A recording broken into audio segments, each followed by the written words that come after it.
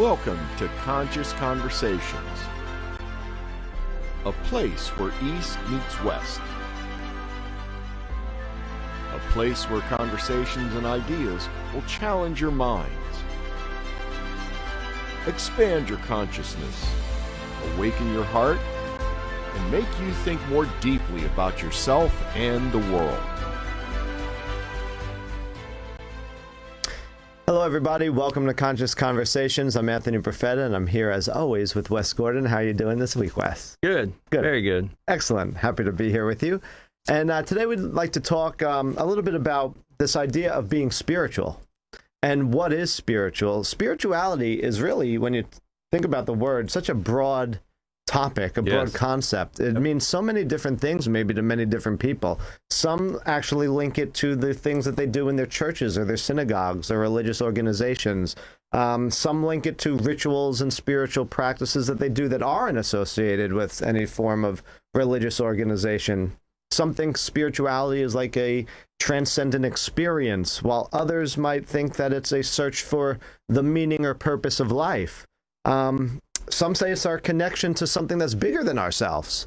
So when we talk about this thing that, or if someone says, I am spiritual, how do we know what that means? Or, maybe their concept is different from the way we think spirituality is. So what is spiritual? What is spirit? When I say that I'm a spiritual person and I start talking about spiritual things, how do I know you're understanding this term in the same way I'm thinking my definition of it is? Right. So it's a very sort of complex idea, and we thought we'd talk a little bit about that today. So what is your whole take on this idea of being spiritual? That term gets thrown around very loosely, yes. Because a lot of people are saying I'm spiritual, and right. I've always wondered, well, how does that work? I mean, can you feel spiritual? Right. Can you see spiritual? I think some people could say they feel it. Right. So, but is that actually spiritual? Because most people link it to a religious behavior or religious activity. Yes. But I've had people say that I listen to rock and roll music, or I go out in nature, or I have done some drugs, and I felt very spiritual in that moment. And I'm like, okay, I can see that they were in a form of spirit. Right. So I dug deeper to figure out, well, what's the difference? Right. And like I told you earlier, I listened to this rabbi for an hour and a half talk about what is spiritual, and I was quite impressed with the way that he presented it. But in his vernacular, he was expressing the fact that we have physicality. Okay. And that's limited to us. Yes. And it's temporal. Yes. And he went into a big discussion, but he stepped over into when you're spiritual, it's when you're accessing an inner part of you or something larger outside of yourself. Okay. That's not tangible. Okay. Not physical. Right. Then you can be experiencing something spiritual in that vein. Okay, and that does go along with the textbook, I guess you could say, definition of being spiritual, because that's something where, it's relating to something beyond our physical or material sort of existence. Right. But again, this whole idea of what someone can feel as being spiritual, and that's their experience, I mean, does it still make it spiritual? Because I think, like you said before, drugs could give somebody a spiritual experience. But to me, the real spiritual experience would be, is a person sort of forever changed by that? Right. Because there could be some sort of slight sort of change from something or an experience of something. But I think a true spiritual experience and transformation, or I should say a true spiritual experience, totally transforms a person from the inside out. And then this is just sort of my opinion of it. But I do think that in today's world, a lot of people go around saying, I am spiritual, but I don't know if they're truly accessing the deeper level of what that does mean, because sometimes they're saying, and very often I hear people say, well, I'm not religious, I'm spiritual. Right. But right off the bat, I have to question that and take a step back, because to me, when someone says I'm not religious, I'm spiritual, they're by default separating themselves from others and everything. Right. And I get what they're doing. They don't align with certain doctrine or dogma, and they think maybe, you know, so much bloodshed has happened in terms of religion that, you know, they can't align themselves sort of with that. So they're sort of making a disconnect between them and those sort of things. But to me, true spirituality is not about separation. True spirituality is not going and making some other sort of organization that's different than everything else. To me, true spirituality is sort of inclusive. It brings things together. There's a unity. There's a oneness. True spirituality, in my point of view, is recognizing that it's the same light behind my eyes that's shining out of your eyes as I look at you, or anyone of you out there watching or listening. It's the same life force, the same light, the same consciousness that is within every one of us. And true spirituality recognizes that that is the same within everyone. And so when someone says, well, I'm not religious, I'm spiritual, I feel that sometimes they're trying to say, well, I'm not like them. Right. But I think true spirituality recognizes that I am like them, but they might not just, you know, have sort of that same understanding yet. You know, it would be like when people were crucifying Jesus. He didn't separate himself from them, but he said, Father, forgive them. They know not what they do. Right. So like their level of understanding wasn't fully awakened or something yet. You know, their level of conscious realization wasn't fully there, but he didn't separate himself from them, you know, in that way. Right. And so that's just something I have found, that a lot of people are using the spiritual movement to do nothing but make their own little sort of community over here that's now separate from everybody else that's doing their thing. Exactly. Yeah. Well, in the explanation I was listening to, he talks about we all have a body, Right. which is physical, but we all have a spirit in us also. Okay, yes. So, you know, technically we all are spiritual. It's Yes. how aware Of that. are you? Right. Exactly. Like artists and musicians, they access that part of themselves that's outside of them, that's intangible, for their inspirations. And then in those moments, they're having a spiritual experience. Right. Most people, though, want to bleed it over into religions only or specific practices. But in general, that is spiritual. When you go out into nature and have this like euphoric moment, you are having a spiritual experience. Yes. It just doesn't have a certain component that we're going to discuss in the second half, Right. how that works. But that's why, you know, a lot of people say, I listen to rock and roll and it feels very spiritual to me, whereas someone that's orthodox in religion would say, oh, no, that's of the devil. Right. But see, there's some truth in that statement that they are having a spiritual. Exactly. Yes, and I agree with you on that part. And I think also, you know, when I said before, spirituality sort of like changes a person from the inside out, I do believe that spirituality is also our own personal connection with that thing that is within us or greater than oneself. Yeah. And that can be personalized in any way you want to do it. Like you're saying, if it's a certain piece of music that makes you feel that way, Right. then wonderful. If it's being out in nature on the top of a mountain or walking in a forest or just sitting by the ocean that makes you feel that way, that's wonderful because it's connecting to you to something that is greater.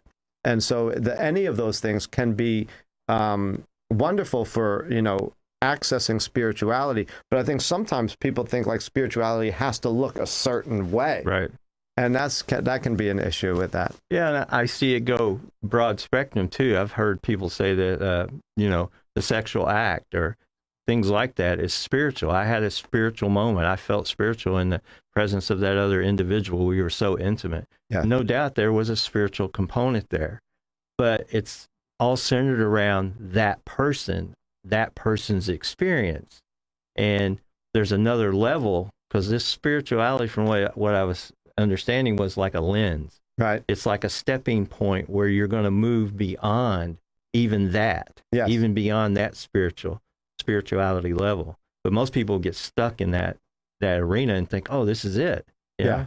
Like the hippie movement of the 60s. They were spiritual, Yes. but it was temporal. Right. It was all based on temporal things and experiences that are not eternal. Yes. And I believe it's a moving from selfishness to selflessness. And maybe we can talk about more of this and this whole spiritual perspective when we come back. But I think we need to take a quick break here, and we'll continue this conversation after these messages. Stay tuned.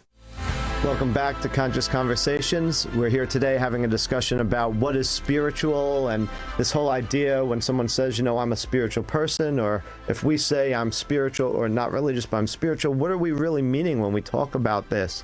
And I think, when we were saying before about, spirituality is really an inner experience, or it's an experience that we have. And I mentioned that it really needs to sort of transform the person.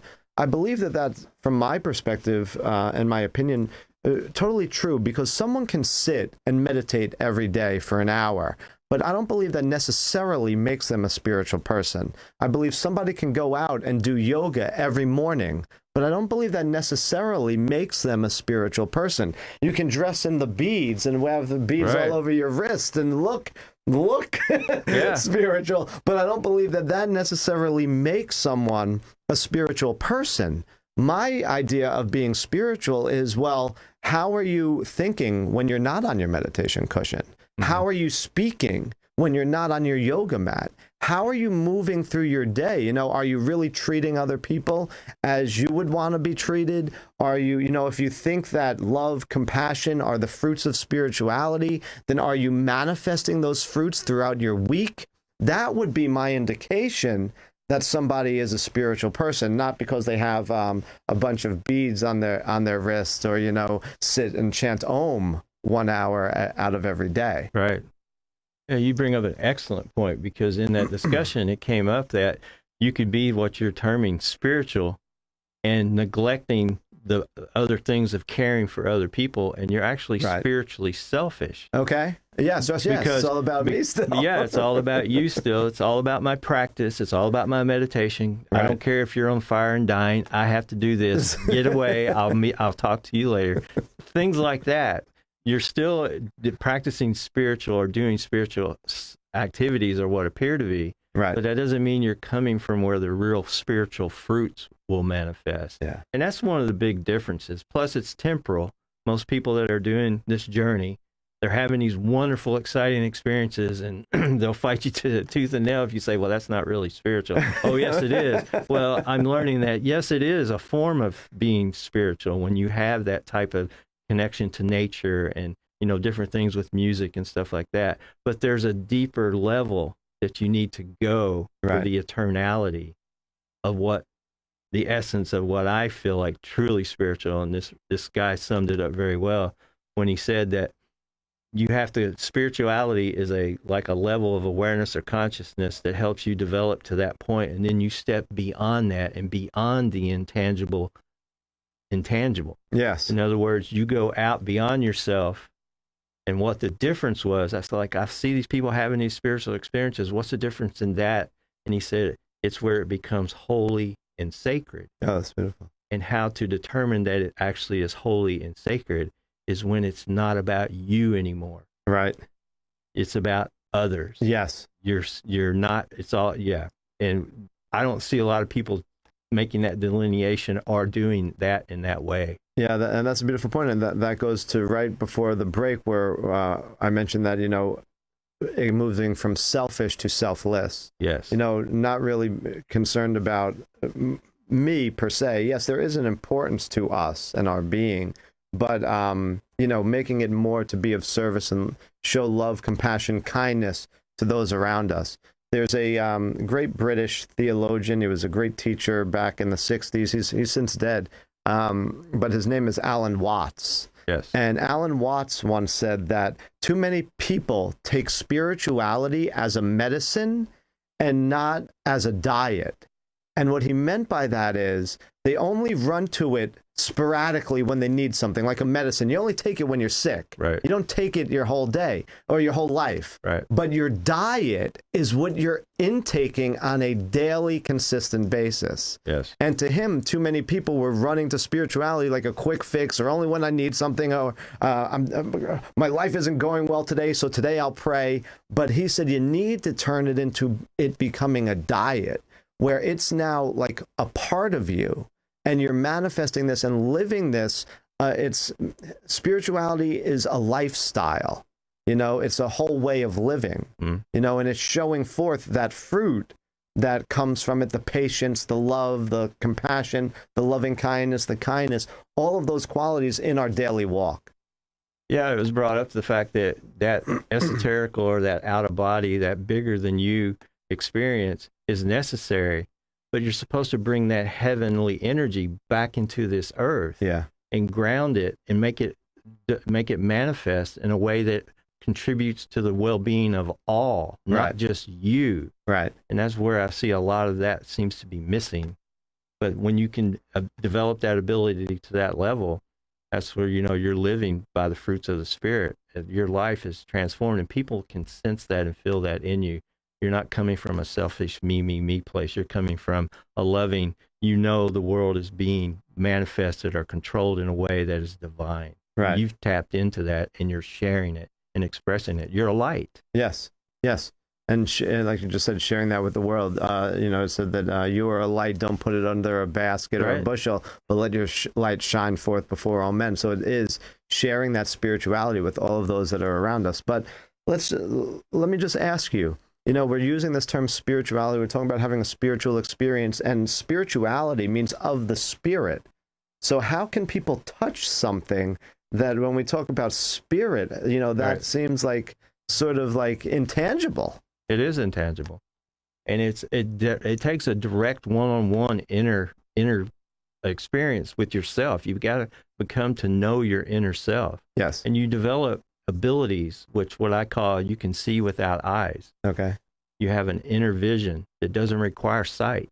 Right. Same with the hearing. You can hear and perceive things that doesn't require the ear to pick up. Right. It's like a knowing. You're developing these skills and abilities that are there for everyone, but most people are too busy, too hectic, not worth their time, because we're coming from a very selfish thing. Materialistic, physical world. Even the ones that are supposedly really spiritual can be extremely selfish in their actions of, hey, it's all about this movement, or you got to do it exactly like this, or you're just not in the loop. And that's really foolishness. Yeah, and I see that happening sort of sadly a lot today, where everybody thinks everybody else needs to be like them.